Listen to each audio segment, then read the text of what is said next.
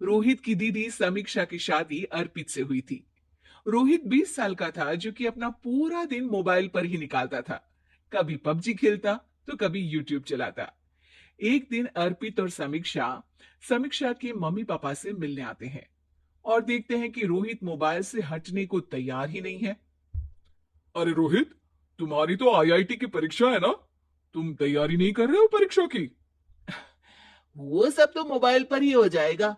ये देखिए, ये है गूगल। इससे जो भी पूछो वो सब बता देता है। तो आखिर कागज क्यों बर्बाद करूं? अरे पर तुम इन प्रश्नों की तैयारी बिना लिखोगे कैसे? उसमें क्या है? ये देखिए, नोटपैड बिल्कुल कॉपी जैसा है, इसी पर कर लूंगा। हम जब तुम्हारी उम्र के थे तब हम दोस्त मिलकर प्रश्न हल किया करते थे। उससे हमारी हैंडराइटिंग की भी प्रैक्टिस हो जाती थी और समय का भी अंदाजा लग जाता था। और फिर साथ में हम एक दूसरे की मदद भी कर देते थे अगर कोई अटक जाए तो।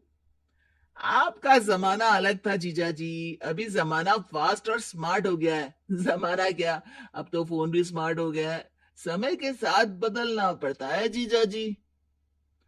अब बस भी कीजिए आप। हर चीज को लेक्चर में बदल देते हैं। रोहित अच्छा कर लेता है परीक्षा में।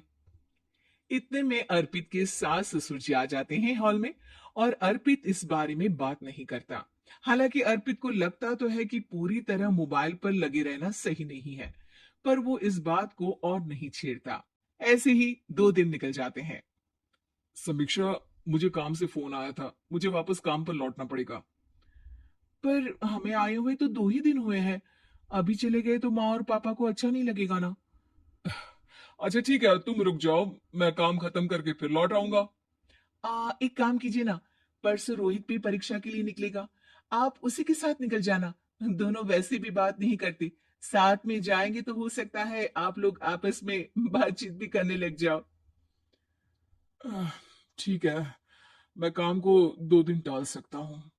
उसी रात जब सब खाना खाने बैठी थी, तो अर्पित अपनी जाने की खबर बाकी लोगों को बताता है। मुझे काम के लिए वापस जाना होगा।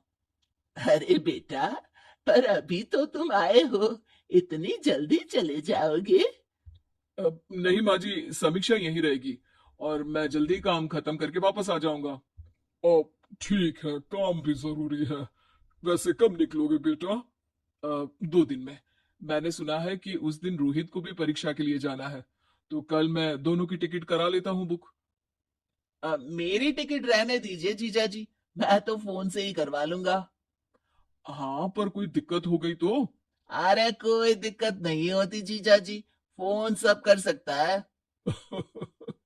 हमारे फोन के रिचार्ज से लेकर टीवी का रिचार्ज सब रोहित यही फोन से बैठे बैठे कर देता है।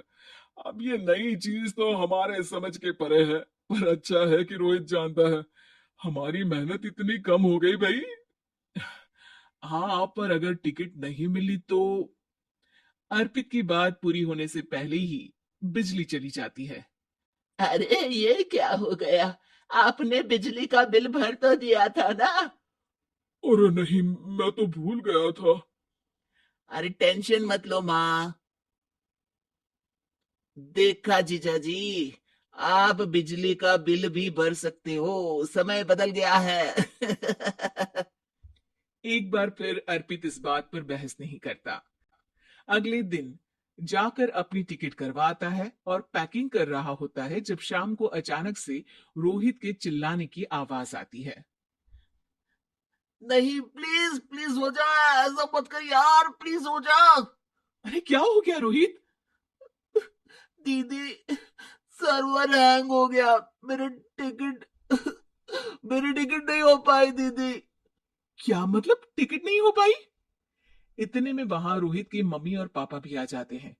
अरे क्या हो गया? माँ, मेरा टिकट नहीं हो पाया, सर्वर डाउन हो गया। अरे पर तूने तो बोला था कि हो जाएगा। हो जाता है, पर अब क्या करूं, ये क्या हो गया? अब कल की तो कोई बस भी नहीं है, ना ही अब टिकट मिलेगी ट्रेन की कल के लिए। मुझे तो कोई रास्ता नहीं दिख रहा। अब फिर लगता है मेरा ये साल बर्बाद हो जाएगा। घर पर एकदम से दुख का माहौल छा जाता है और सब रोहित को डांटते हैं, पर इतने में अर्पित वहां आ जाता है। आप सब रोहित को क्यों डांट रहे हैं? आपने ही तो उसे बढ़ावा दिया था ना।